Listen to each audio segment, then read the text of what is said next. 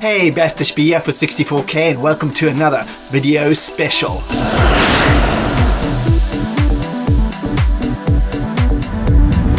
And welcome back. So on today's episode, I'm going to be having a look at 6 different graphic text adventure games released by the company Telarium on the Commodore 64 in the mid-80s. And before we start looking at all the games, let's take a brief little look at the origins of the company that made them. Telarium Corporation was formed in 1984, but let's back it up a little bit first to understand the full story, which begins in 1982 with the formation of Spinnaker Software Corporation, who hailed from Cambridge, Massachusetts in the USA. Their focus was to provide low-cost educational software to the emerging microcomputer boom, focusing on the Atari 800, Apple II, and the Commodore 64. They were extremely successful, cornering the market pretty much for themselves in the early days, and by 1984 were ranked as the 16th largest software company in the world with $10 million worth of sales in 1983 alone. By 1984 it was a turning point, however, as they wanted to diversify their catalog, and they introduced a bunch of subsidiaries to the company. For gamers, 2 of them, namely Telarium and Wyndham Classics, are probably the most well known. Wyndham Classics' goal was to reach a younger audience, but Telarium was there to tailor-make graphic text adventure games for adults, almost all based on popular novels from authors such as Michael Crichton,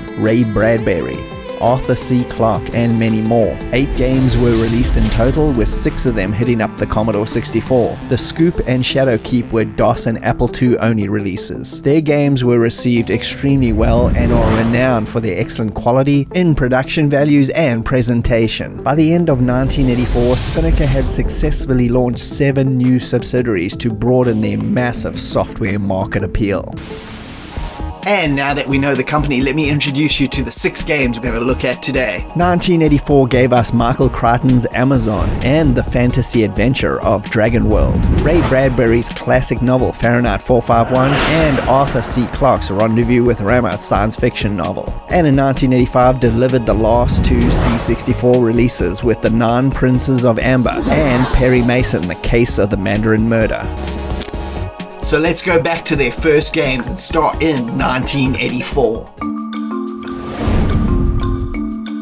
Telarium's first release was Amazon. Like all their games, it was a collaboration with the original book's author, Michael Crichton. The game itself is both a graphic text adventure that also feels a lot like a visual novel, and has small arcade sequences as well included, making it feel, at least for a 1984 production, almost like an interactive movie. The game was based on the short story Congo, but late into the game's development, Michael realized that he had sold the rights to Congo to other media companies, so they had to change aspects of the main storyline, like for example setting the game now in the Amazon instead of Africa's Congo, changing the diamond mine to an emerald mine, and most notably changing Amy the talking gorilla into Paco the talking parrot. It's still honestly the same story though. In the game you play a member of a secret firm who's on a search for a fabled emerald mine. You get a confirmation that the previous expeditions team is all dead, so you get to set out to the Amazon to go and investigate. This game is the closest example of an author working with a company on an adaptation, as Michael himself had taught himself BASIC and programmed many of the sequences himself. His work was later taken and converted into assembly language. It's a really fun game to play, and the parser interface is very good, which makes progression in the game so much easier. It really has a movie style vibe to it, with plenty of graphics and small arcade sequences as well thrown in, which are quite fun and break up the adventure elements. Like most Telarium's games, you are constantly facing death, so be careful. The atmosphere, graphics, and situations all feel logical and progress the story well. It's got a clever design, and I really had a blast playing it. The game set the bar really high for the company, and not only terms of quality but also sales, selling over 100,000 units, mostly coming from the Commodore 64 version of the game, and was a really brilliant start to the new company's portfolio. Next was Dragon World, based on a novel written by Byron Price and Michael Reeves in 1979. This game is a lot lot more traditional in terms of the graphic text adventure genre. You basically go on a quest to save the last remaining dragon in this fantasy realm with the help of your companion, Hawkwind. The game, like most of these, uses SAL, Spinnaker Adventure Language Program, which is their own parser interface, and again, it is quite impressive, not requiring over-precise phrases to impede the adventure, but still, it is traditional in the sense that there are a lot of puzzles to solve along the way to get anywhere in the game. Having a companion is a great touch as well, who helps provide lots of context to the settings and situations. As per usual, the graphics and presentation, not only in the game, but also the physical box and contents, really shows how much they cared about the subject matter of these games, and is excellent with so much supplemental material to gloss over. If you really like fantasy worlds and this genre of game, it's simply a must play.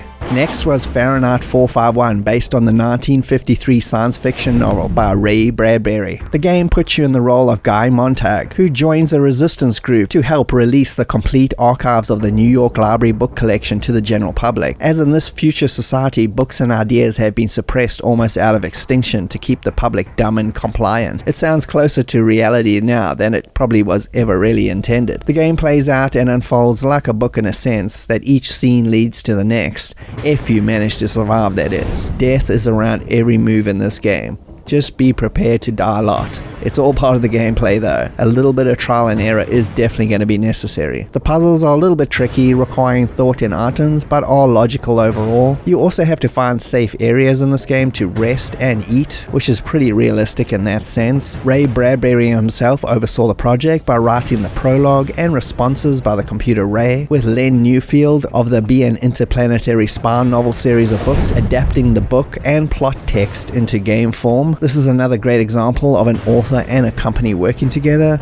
The game has a great atmosphere and graphics presentation, and is yet again another high quality production. And 1984's final release was Rendezvous with Rama, based on Arthur C. Clarke's classic science fiction novel first released in 1973. The game has you, like the novel, a commander of a spaceship that gets a call to investigate what Earth thinks is an asteroid heading for them, but it turns out to be a giant cylindrical spaceship dubbed Rama. You basically have to make first contact and discover its mysteries. Using Spinnaker's SAL engine again makes playing this game a lot easier than most graphic text adventures, with the game requiring lots of logic and puzzle solving to progress. Its mysterious story and not really knowing exactly what to expect around every corner are definitely its best elements of this game, and there are even a few small arcade bits, like Telarium's first game, Amazon, for more interaction. This game was also made in cooperation with Clarke himself. It's not exactly clear what he contributed, but still it's clearly a collaborative effort, as visually and writing wise it's a top quality production. The game, like almost everything they released, was received extremely well in the press, praising it especially for its deep and interactive story. And now let's jump over to 1985 and the last two games released by the company on the C64. My favorite of theirs is next, called Nine Princes in Amber, by author Roger Lazazny, based on his fantasy novels. In the game you play Prince Corwin, who wants to ascend to the crown of king. Unfortunately, your 8 dodgy siblings are all vying for the crown as well, and will not hesitate to kill you to gain it. The game is a traditional graphic text adventure in looks and style, but plays quite different. Your main interactions are going to be with characters, not really puzzle solving, and trying to figure out who to trust and basically avoid death in all its forms. Like Fahrenheit 451, you're going to die a lot, but it's all part of the fun of this game. You'll have to get used to also to using emotions in gameplay, such as interacting with characters by using words such as ask to find out more information, demand to lay on the pressure, hug to form alliances, and take out your dodgy siblings. The game features overall 40 different endings, so replayability is extremely high. Author Roger Lazazny is credited as one of the game designers. This game was the most fun for me to play out of all the Telarium games. The excellent presentation, crazy life and death situations that you have to constantly avoid, and the idea that the path is constantly diverting all the time based on your ruthless choices makes it an excellent recommendation for anyone wanting something just a little bit different than their usual adventure romp. And the final release from Telarium here is Perry Mason and the Case of the Mandarin Murder, based on the stories by Earl Stanley Gardner and visually based on the Perry Mason TV series starring Raymond Burr. You play attorney Mason, who has to try to prove a woman's innocence of killing her rich husband by not only investigating the crime scene, but also going through the entire court case in graphic text adventure style. Production values as usual are top tier, with graphics and the writing being extremely well done. It is difficult though, due to the fact that you have to really respond in a very lawyer-esque style dialogue, so playing this game without the instructions is going to only get you so far. It's very well made though, and again is very original in what it's doing in the genre, unlike most games in the style, but learning the legal speak is going to be instrumental in getting you anywhere in this game overall. It was another extremely well received production by the press and sold pretty well, but unfortunately it was the last game Telarium ever released, at least on the Commodore 64. In 1987, Spinnaker decided to revamp its business model. They felt there was a big shift in the microcomputer business, with less sales from educational and entertainment products, as the IBM PCs of that era were being bought and used en masse in large companies. They therefore shut the doors on all their subsidiaries, which ended Telarium in 1987, and focused exclusively on business and personal productivity software. Despite the high quality of the games, in the end, it all came down to pure business. And I hope you had some fun looking back at all these old graphic text adventure games.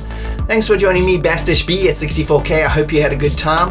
And if you can please like and subscribe, they'll be greatly appreciated. And I'll see you next time. Cheers.